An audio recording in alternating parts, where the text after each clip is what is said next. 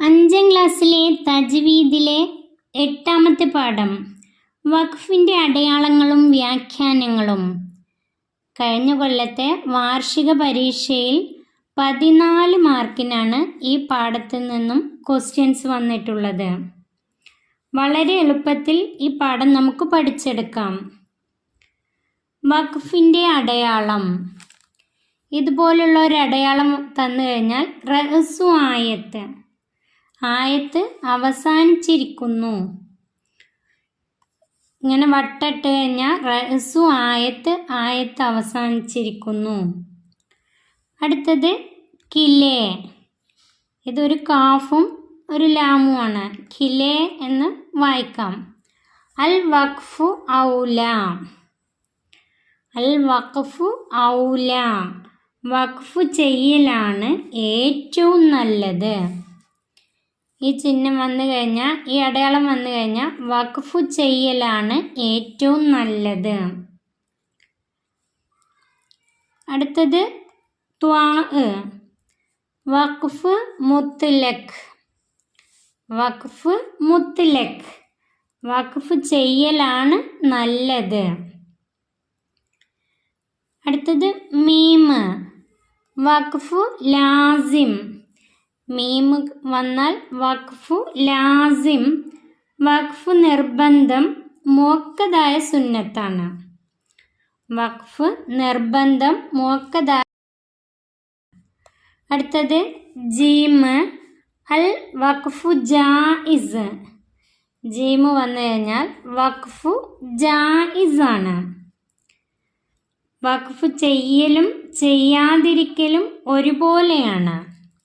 ജീമ് വന്നു കഴിഞ്ഞാൽ വഖഫ് ചെയ്യലും ചെയ്യാതിരിക്കലും ഒരുപോലെയാണ്. അടുത്തത് സിലെ. വഖഫിൻ്റെ അടയാളം സിലെ.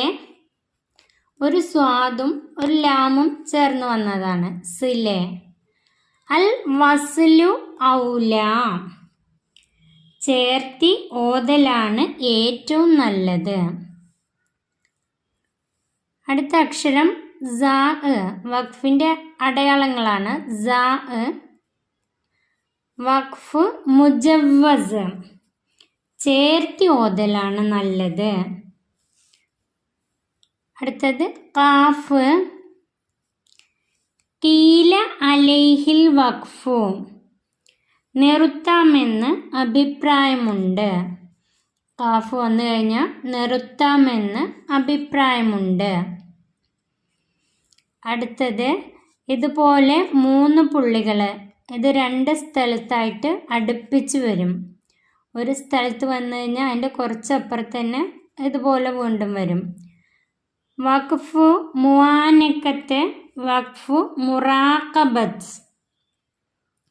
നിർത്തുന്ന പക്ഷം 2ൽ ഒരിടത്തെ നിർത്താവൂ.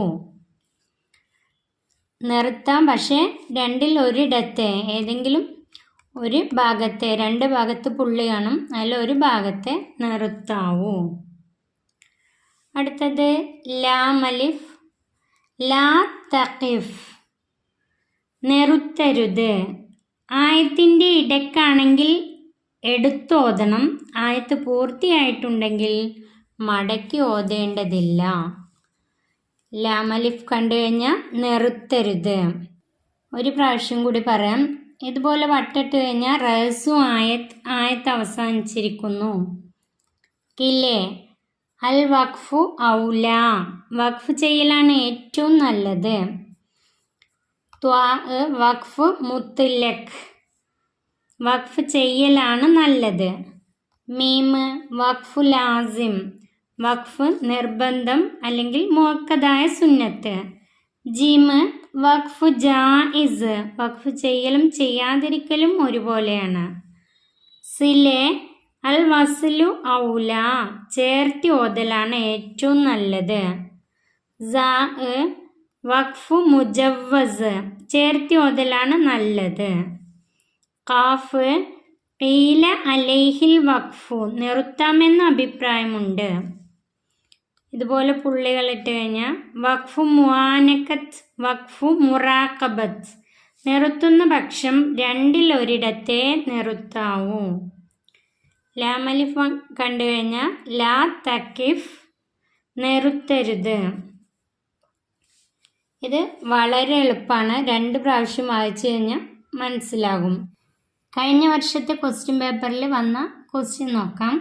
വഖഫിൻ്റെ അടയാളങ്ങൾ എഴുതാം. ചോദ്യം എങ്ങനെയായിരുന്നു? അൽ വഖഫു ഔല, വഖഫ് ജായിസ്, വഖഫ് മുത്ലഖ്, അൽ വസ്ലു ഔല, വഖഫ് മുജവ്വസ്, ലാ തഖിഫ്. ഇതുപോലെയായിരുന്നു ക്വസ്റ്റ്യൻ തന്നിരുന്നത്. അതിൻ്റെ ആൻസറാണ് എഴുതേണ്ടത്. വഖഫിൻ്റെ അടയാളങ്ങളാണ് ഇവിടെ എഴുതേണ്ടത്. അൽ വഖഫു ഔല, വഖഫിൻ്റെ അടയാളം ഏതായിരുന്നു? കിലെ, കാഫും ലാമും ഉള്ളത് കിലെ. വഖഫ് ജായിസ് ജീം, വഖഫിൻ്റെ അടയാളം ജീം. വഖഫ് മുത്ലഖ് ത്വാ, വഖഫിൻ്റെ അടയാളം ത്വാ. അൽ വസ്ലു ഔല സിലെ, സ്വാദും ലാമുള്ളത്. വഖഫ് മുജവ്വസ് സാ, ലാ തഖിഫ് ലാമലിഫ്. ഇത് ഇവിടെ എഴുതാനായിരുന്നു. ഈ അടയാളങ്ങൾ എഴുതി കഴിഞ്ഞാൽ ഈ 6 എണ്ണത്തിന് 12 മാർക്കായിരുന്നു. കഴിഞ്ഞ വർഷത്തെ ക്വസ്റ്റ്യൻ പേപ്പറിൽ ഉണ്ടായിരുന്ന ക്വസ്റ്റ്യനാണിത്. ഒരു ക്വസ്റ്റ്യനും കൂടെ അതിലുണ്ടായിരുന്നു. വഖഫ് ലാസിമിൻ്റെ അടയാളം, വഖഫ് ലാസിമിൻ്റെ അടയാളം മീം. വഖഫിൻ്റെ അടയാളങ്ങളും വ്യാഖ്യാനങ്ങളും എന്ന ഈ പാഠഭാഗം 5ാം ക്ലാസ്സിലെ പ്രിയപ്പെട്ട കുട്ടികൾക്ക് ഉപകാരപ്പെട്ടാൽ സബ്സ്ക്രൈബ് ചെയ്ത് നിങ്ങളുടെ കൂട്ടുകാരിലേക്ക് ഷെയർ ചെയ്ത് കൊടുക്കണേ.